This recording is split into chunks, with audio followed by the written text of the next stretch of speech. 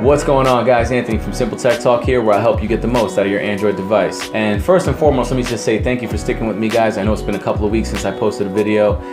In my last video, I mentioned I did lose my voice, and unfortunately, the cold that I had just wouldn't go away, so I lost my voice again. I had a couple of scheduling conflicts with work, but now I'm back on track, and I'm in front of the camera just for you guys, so thanks for watching. I appreciate it. Thanks for sticking around and waiting patiently. But talk about waiting patiently. Guess what finally came in the mail? My S8 Plus. That's right. I finally got the new Samsung S8 Plus. I just want to show that bad boy, that blue screen.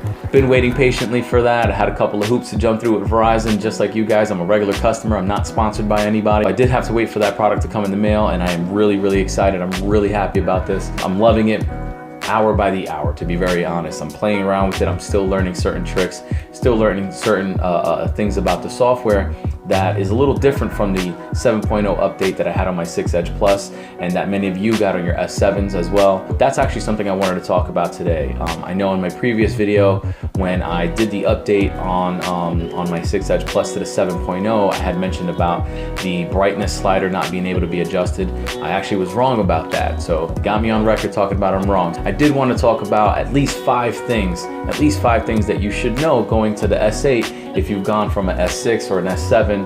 Even with the nougat, the 7.0 update that was on those phones, there's a couple of differences on this phone on the physical aspect that you may not know, and I really wanted to touch base with some of you guys about that right now. So we're gonna get into that, and I'll see you in a minute.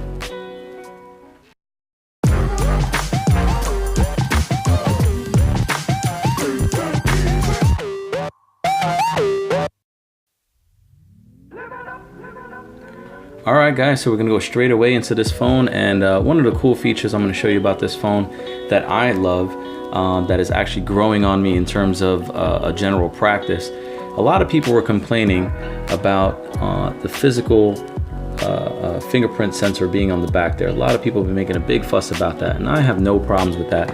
I do have my fingerprint set up, but it's not the end all be all for everything. Maybe 2 applications I have open up with fingerprint. Other than that, I have my iris scanner. So on the top there, I'm gonna hit my button, and once we swipe open, it's gonna open up. Boom.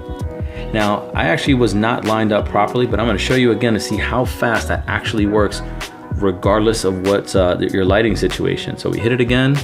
All right, we have to wait the 5 seconds for the full timeout, which we will, and you're gonna see how fast this actually reacts to your eyes. So we're gonna swipe it open. Done. Barely even saw the iris scanner pop up, so that's a really cool feature. So now let's get right into the 5 tips that I mentioned before we're gonna get into. So tip number 1, we're gonna talk about your new home button. Okay, so depending on what you're in, what video you're watching, that home button is now built into your screen. This is now called a navigation bar, and it's on traditional Android phones, so a lot of us are already used to that.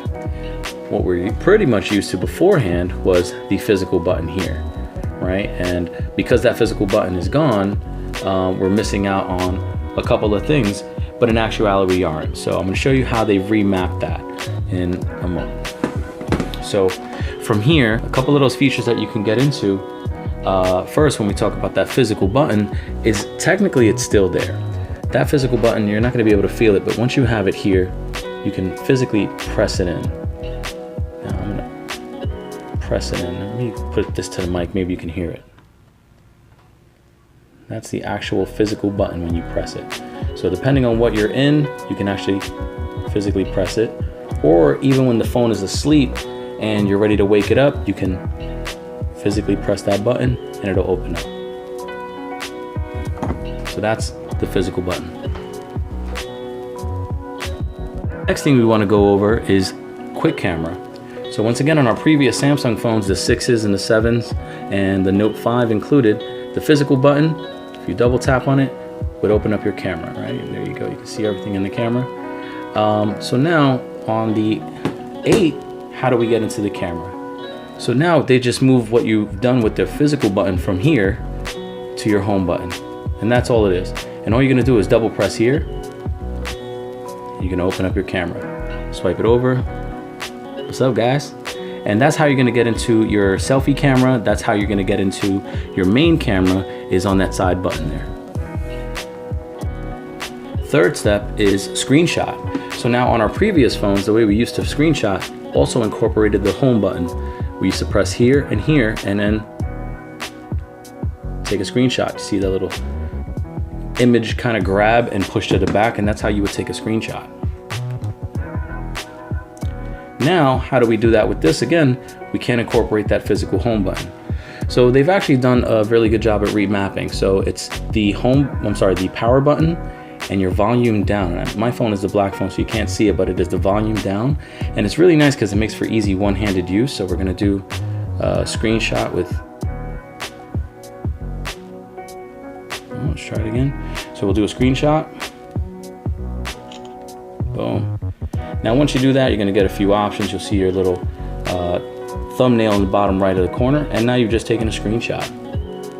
Now the next one we're gonna talk about is the brightness bar. Now for me personally, I switched my brightness bar to the very bottom, and that's actually how it comes. And when I made my previous video about the 7.0 update that I received, I was actually not very happy about it because I used to have my brightness bar at the top. And that's how I used to have it. So when I would swipe down, it would be up top. Now, one of the things I didn't realize with this phone when I made that video is how tall it is. Now look how uncomfortable I have to reach. It feels like it's gonna fall out of my hand. It is, you know, when you're holding a long phone like this, it is top heavy.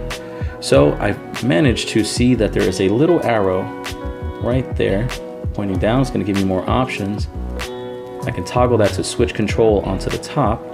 So now when I pull it down, instead of it being up there, it's gonna be midway. Now I can grab it with no problems. So I do apologize for making that earlier complaint without being very well informed. So you heard it first. I do make apologies. And last but not least, quick toggle and adjustments. Now, when you swipe down, these are called quick toggles. And we'll bring that closer to the screen there. So with these quick toggles, what these things do for you is turning certain things on and off, okay? Whether it's things like mobile data, see it's gonna give you some information that you're turning off your mobile data, turning it back on. These are really nice because what's gonna happen here is you're gonna have a lot of things that you're gonna turn on and off throughout the day depending on what your setup is, right? I do have a smartwatch connected, so my Bluetooth is on, but let's say I don't wanna wear a smartwatch, I wanna turn that off, and so I can. And that's a quick toggle, right? Turning it on and off, similar to a light switch at your home and your wall. When you walk into your room, you're toggling it on and off. So what you can do is actually edit some of these guys, and the way you're gonna do that is up top, these three dots, button order and button grid.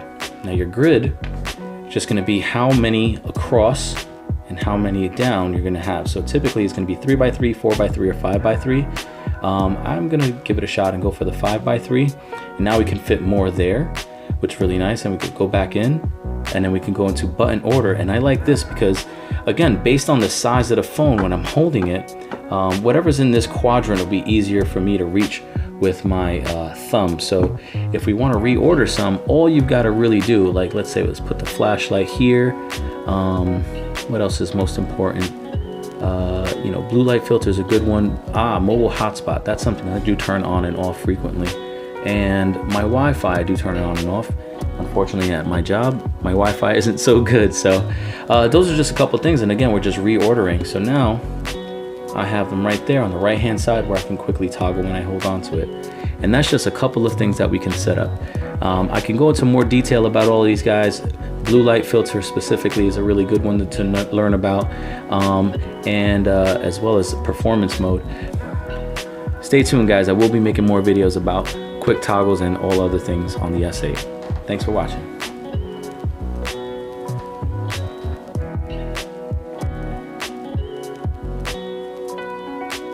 Okay, we can swipe up and hi guys. Okay.